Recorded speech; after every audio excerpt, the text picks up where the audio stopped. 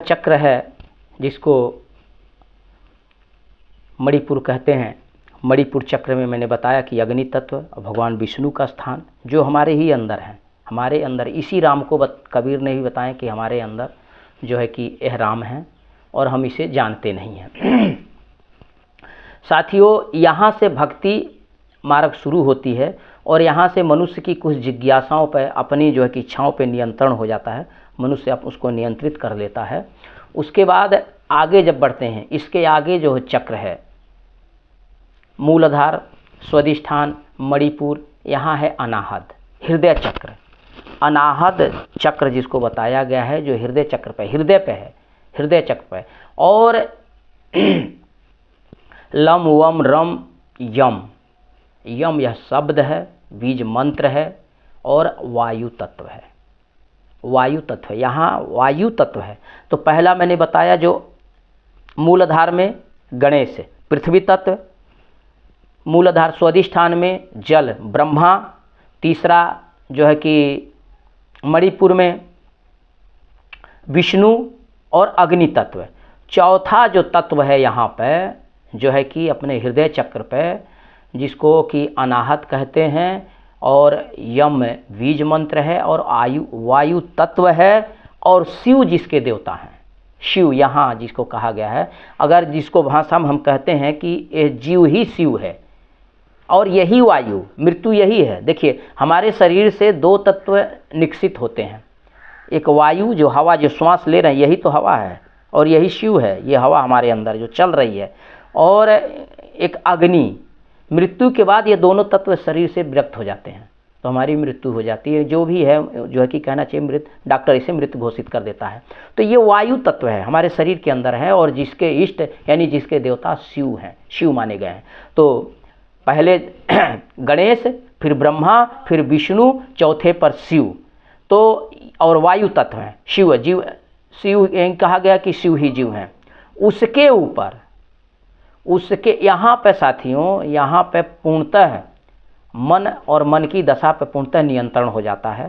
साधक यहाँ पहुँचने के बाद पूर्णतः जो कि कहना चाहिए काम क्रोध लोभ मोह और कहना चाहिए विलासिता के जीवन से छूट जाता है, कोई चीज़ें उसकी महत्वाकांक्षा नहीं रहती यहाँ पे।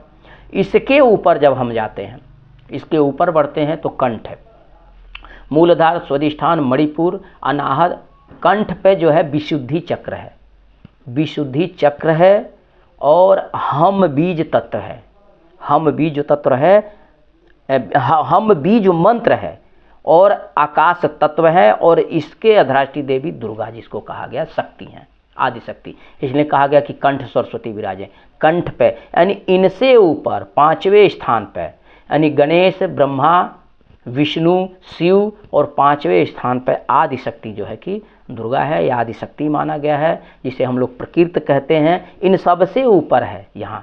और यहाँ जो हम शब्द है, हम माने यहाँ पहुँचने के बाद जो साधक इस चक्र पे पहुँच जाता है तो उसके अंदर हम आता है, यानी हम एठो कहना चाहिए अहंकार उत्पन्न होता है कि उसमें इतनी पावर, इतना शक्ति आ जाती है कि अगर वो चाह ले, आप लोगों को मालूम होगा कि बताया गया कि आदि शक्ति अगर चाह ले तो ब्रह्मा के कलम को फेर सकती है। वह उसने जो है कि ब्रह्मा के पगड़ी में आग लगा दी है, या कहना चाहिए ब्रह्मा के लेख को जो है कि अगर माता चाह ले तो मिटा सकती है। ऐसा यानी इसका कहने का मतलब यहाँ एक ऐसा विद्युता उत्पन्न हो जाता है, एक इतना पावर आ जाता है कि वो चाहे तो कुछ भी कर सकता है।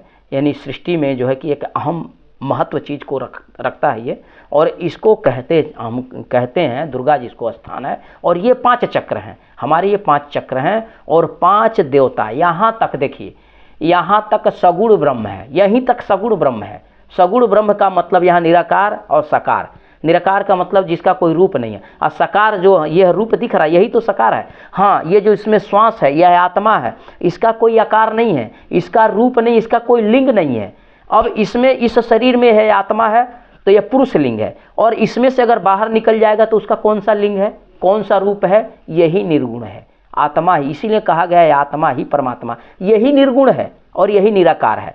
लेकिन यहाँ पे बताया गया है 5 तक जो कि चक्रों तक, कंठ तक ये साकार ब्रह्म की उपासना है, साकार ब्रह्म को महत्वता दिया गया है, जिसे यहाँ तक जो कि इसकी आद्याष्टि देवी दुर्गा हैं, और इसके ऊपर और यहाँ तक माया का सरहद है, यहाँ तक माया का सरहद माना गया है। इसके ऊपर तब जो कि छठा चक्र है आज्ञा चक्र। आज्ञा चक्र, जी हाँ साथियों, छठवां चक्र हमारे शरीर में आज्ञा चक्र है, जिसके यहाँ पे रूप नहीं है, यहाँ पे रूप नहीं है, लेकिन ओम शब्द है, मात्र ओम शब्द है। निराकार जो कि ब्रह्म की बात कही गई है, निराकार ब्रह्म की जो ओम लिखाया गया है, और यहाँ पे गुरु तत्व है। यानी इनसे बड़ा, यानी देवी देवता से इसलिए गुरु को श्रेष्ठ माना गया है, बड़ा कहा गया है। इसलिए कबीर साहब ने एक साखी में इसको बहुत बढ़िया से दर्शाए हैं, कहे हैं कि गुरु गोविंद दो खड़े काके लागू पाँव, बलिहारी गुरु आपके गोविंद दियो लखाए। मतलब ये है कि हमारे सामने गुरु और गोविंद दो खड़े हैं। गोविंद मंदे इष्ट से होता है, ईश्वर से होता है, जो इष्ट होते हैं और गुरु को समझते ही हैं। तो यहाँ कह रहे हैं कि गुरु गोविंद दो खड़े, मेरे सामने गुरु और गोविंद दोनों खड़े हैं, तो मैं पहले किसको महत्ता दूं, पहले किसके शरणागत करूं, पहले किसके चरण पखारूं, पहले किसके जो कि चरण छूं। तो यहाँ कह रहे हैं कि गुरु गोविंद दो खड़े काके लागू पाँव, बलिहारी गुरु आपके गोविंद लियो। तो फिर गुरु को कह रहे हैं कि गुरु ही श्रेष्ठ हैं, क्योंकि गोविंद को बताने वाले गुरु हैं। गुरु ना होते तो मैं गोविंद की महत्ता को नहीं जानता, गोविंद को नहीं समझ पाया होता, बिना गुरु के ज्ञान नहीं होता। तो कहने का मतलब ये है, यहाँ पे जो है, यहाँ पे है जो है कि गुरु का स्थान है, और यह निर्गुण है, निराकार है, निराकार ब्रह्म है, और गुरु का स्थान माना गया है। तो ये जो है कि छठवां चक्र है। यहाँ आने के बाद साथियों, यहाँ आने जो साधक यहाँ पहुँचता है, यहाँ ब्रह्म की बात है, यहाँ पे ब्रह्म की सत्ता, यहाँ ब्रह्म की सत्ता को बताया गया है, और ब्रह्म की सत्ता है। यहाँ आने के बाद आदमी के अंदर से सारे दुर्गुण, सारी जो है कि बुराइयाँ खत्म हो जाती हैं, यहाँ कुछ शेष नहीं रहता है, यहाँ सिर्फ एक कहना चाहिए परम ज्ञान रहता है। और इसके ऊपर जब हम जहाँ बैठते हैं, जिसको सहस्रार्थ कहते हैं, अब इस अज्ञा चक्र से जब सहस्रार्थ में जब पहुँचता है आदमी, सहस्रार्थ जहाँ से कि शून्य है, अनाहत है, जहाँ से कुछ नहीं है, और वहाँ वही व्यक्ति जाता है। यहीं से समाधि यहीं से मिलती है, समाधि की अवस्था यहीं से है, समाधि जो यहीं से प्राप्त होती है, और समाधि उसी को मिलती है, समाधि वही पाता है जो यहाँ पे पाप पुण्य यानी समस्त कर्मों का जिसका क्षय, संचित क्रियामान प्राप्त, ये जो कर्म होते हैं बताए गए हैं, ये सारे कर्मों का क्षय हो जाता है, सारे कर्मों का नाश हो जाता है। जब कोई कर्म शेष नहीं रहता है, कुछ भी नहीं रहता है, न पाप न पुण्य। समझिए बहुत गहरी चीज़ है, बहुत गहरी चीज़ मैं बता रहा हूँ कि यहाँ पाप पुण्य। अब सृष्टि में जो जन्म लिया कर्म तो करेगा, कर्म ही श्रेष्ठ है। गीता में भी कहा गया है कि कर्म सर्वोपरि है, लेकिन यहाँ ऐसा दशा है कि यहाँ किसी कर्म से कोई मतलब नहीं है। न आदमी यहाँ पहुँचने के बाद न पाप के लिए सोचता है न पुण्य, यानी दोनों कर्मों से छूट जाता है।